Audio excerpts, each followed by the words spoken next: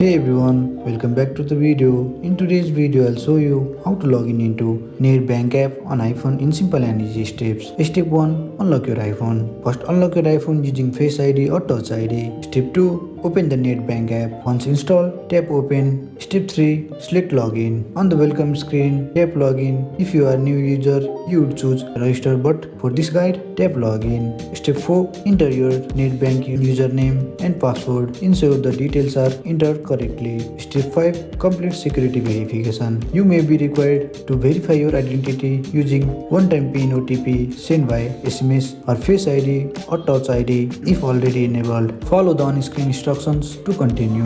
Step 6. Access your account. After successfully verification, you will be logged in and taken to your Nedbank account dashboard. Step 7. Log out when finished. For security, tap menu and select log out, especially on shared device. And that's how you can log in into Nedbank app on your iPhone, and that's it. I hope you like this video. If you find this video helpful, drop a like, subscribe to our channel. See you in the next video.